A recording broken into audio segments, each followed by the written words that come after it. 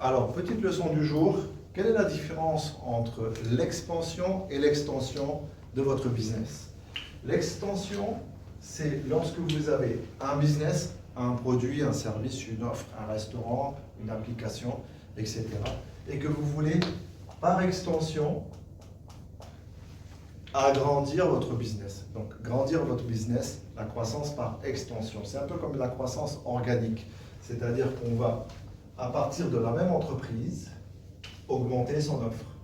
Je ne parle pas d'augmenter son prix. Augmenter son offre, c'est augmenter ses produits. Un restaurant, vous avez au menu 5 entrées, 5 plats, ben vous allez en rajouter 2, 3, 4, 5.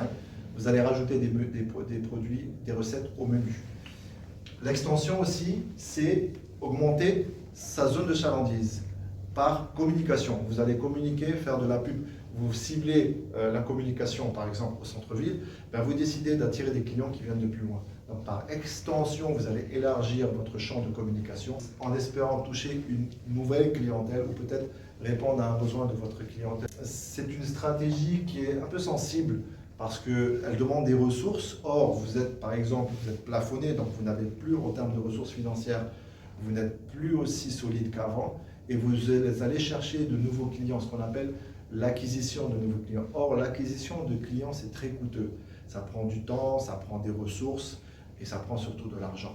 Donc, faites bien attention lorsque vous voulez élargir votre menu de services ou de produits. Faites bien attention que vous n'allez pas cannibaliser les produits que vous avez déjà. Parce que si vous le faites, vous allez fragiliser les fondements de votre entreprise, la base de votre entreprise qui est basée sur votre produit initial, votre service. Donc, par extension, la règle, avant de faire une extension, il faut d'abord que ici, ça marche. Une fois que ça marche, vous allez étendre votre gamme de produits ou de services pour satisfaire encore plus les clients, même répondre peut-être à leurs besoins, et augmenter votre chiffre d'affaires. Donc là, ok, ça marche. Maintenant, encore une fois, si ici ça ne marche pas, ici ça ne marchera pas non plus.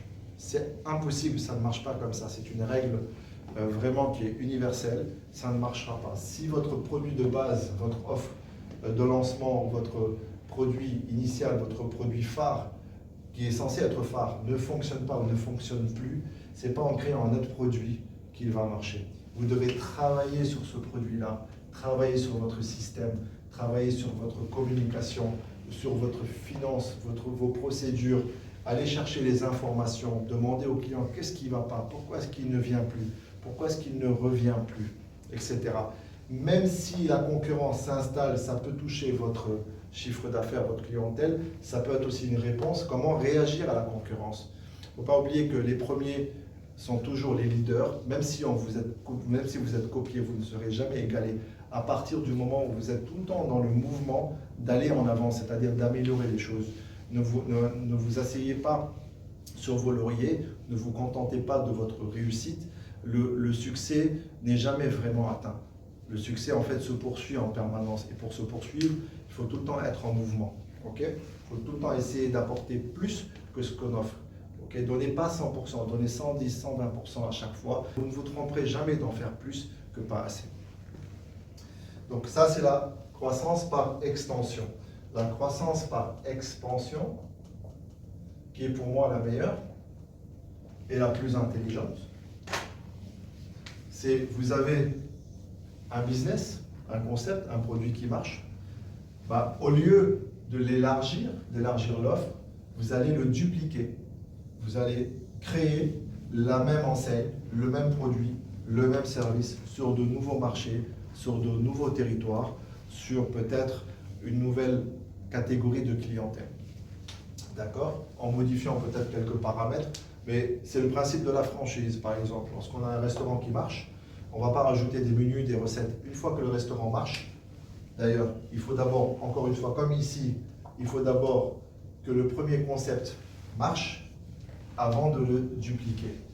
Encore une fois, beaucoup font ces erreurs-là en pensant qu'ils ont ouvert, par exemple, un restaurant quelque part, ça ne marche pas. Ils vont ouvrir un deuxième restaurant, parfois même un deuxième concept, ailleurs en pensant que ça va marcher. Mais comment voulez-vous gérer deux entreprises, deux enseignes, deux menus, deux clientèles différents quand vous n'arrivez pas à gérer le premier? Logiquement, ça ne marche pas. Il faut mesurer donc vos résultats pour pouvoir déterminer si ça marche ou si ça ne marche pas. Si ça ne marche pas, vous devez vous concentrer, encore une fois, ici, sur ce niveau-là. Si vraiment ça ne marche pas du tout, que le projet initial c'est du pipeau, c'est vraiment mal fait, mal ficelé, l'offre de produits et services ça ne va pas, ça ne répond pas aux attentes du marché, éteignez-le, supprimez-le et créez un nouveau concept. D'accord? Partez sur une nouvelle base. C'est mieux que de perdre votre temps à essayer de gérer celui-là en essayant de faire en sorte que celui-là va vivre de celui-là. Donc la croissance par expansion, donc on a un concept qui marche. Vous avez réalisé des manuels opératoires, des manuels des procédures que vous pouvez dupliquer. Vous n'allez pas perdre trop de temps à former les nouvelles personnes. Vous les amenez ici, vous les formez et elles vont exploiter le deuxième restaurant où vous vendez simplement l'enseigne comme du franchise. Et à ce moment-là, nos limites, vous pouvez en ouvrir autant que vous voulez. Le financement de ces enseignes, de ces ouvertures ou de ces nouveaux marchés peut se faire beaucoup plus facilement si celui-ci marche, parce que vous allez pouvoir lever des fonds, trouver des partenaires, des associés, des investisseurs ou des franchisés pour pouvoir, qui ont adhéré à votre concept, où ils ont une preuve de la crédibilité que ça marche et qu'ils voudront donc bénéficier de votre visibilité, de votre produit ou de votre offre de service.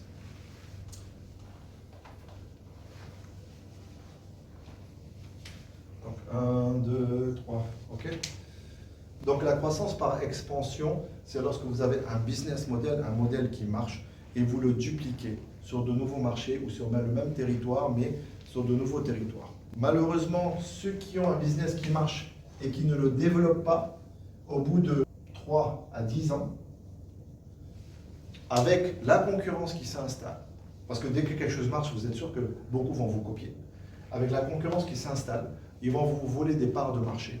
Et vous allez étouffer sur le marché. Même si votre produit est bien, même si vous êtes le meilleur, même si vous êtes le premier, vous allez étouffer sur le marché.